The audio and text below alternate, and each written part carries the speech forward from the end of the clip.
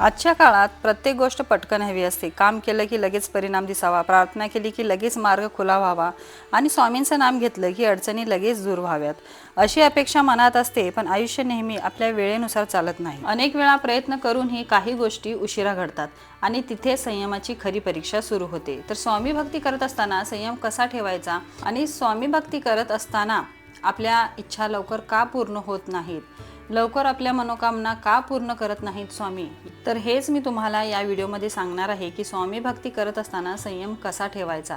तर video skip न करता व्हिडिओ पूर्णपणे बघा। नमस्कार, श्री स्वामी समर्थ। स्वागत आहे तुमचं MS10 माझे स्वामी या चॅनलवर। कशा आहात सर्व? मस्त ना? मस्तच राहा आणि स्वामींची सेवा करत राहा। काही जण म्हणतात मी इतके दिवस प्रार्थना करतोय, मी इतके पारायण केले, मी इतके गुरुवार उपवास केले, मी रोज वाचन करते, रोज स्तोत्र वाचन करते, स्वामींची नित्य सेवा करते, पण अजूनही माझं काम झालेलं नाही। माझी संकटे, माझी समस्या संपतच नाहीत, माझ्या ज्या काही इच्छा आहेत त्या स्वामी पूर्ण करत नाहीत। मग अशा वेळी काय होतं? मन निराश होतं। अशा वेळी मनात निराशा येणं हे स्वाभाविक आहे, पण स्वामी महाराज प्रत्येक गोष्ट आपल्या योग्य वेळेत घडू देतात।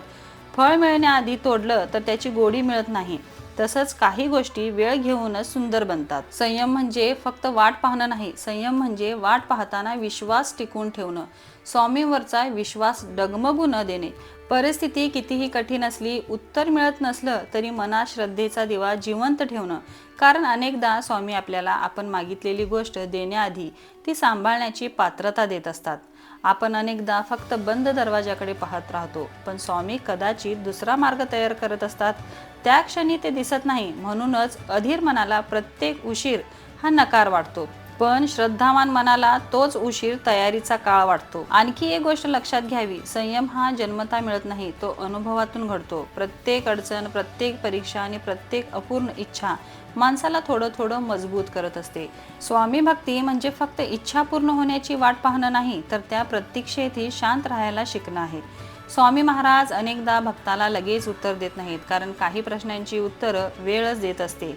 आज जे समजत नाही त्याचा अर्थ काही महिन्यांनी किंवा वर्षांनी स्पष्ट होतो, तेव्हा लक्षात येते की त्या काळात स्वामी शांत नव्हते, ते आपल्याला घडवत होते।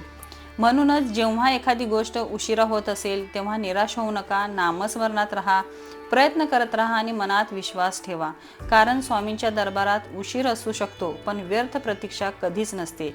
श्रद्धा आणि संयम एकत्र आले की स्वामींची कृपा नकळत कार्य करू लागते। तुम्ही किती सेवा करताय, किती पारायण करताय या गोष्टींकडे दुर्लक्ष करून तुमची आहे ती सेवा, नित्य सेवा, पारायण जे काही आहे ते नित्य सेवा तुमची सुरू ठेवा। स्वामींवरचा विश्वास हा डगमगू देऊ नका आणि स्वामी भक्तीत संयम ठेवून राहा। नक्कीच तुमच्या सगळ्या इच्छा स्वामी पूर्ण करतील। तर आजचा व्हिडिओ तुम्हाला कसा वाटला नक्की कमेंट करा। व्हिडिओ आवडला असेल तर चॅनलला लाईक, शेअर आणि सबस्क्राईब करा। श्री स्वामी समर्थ।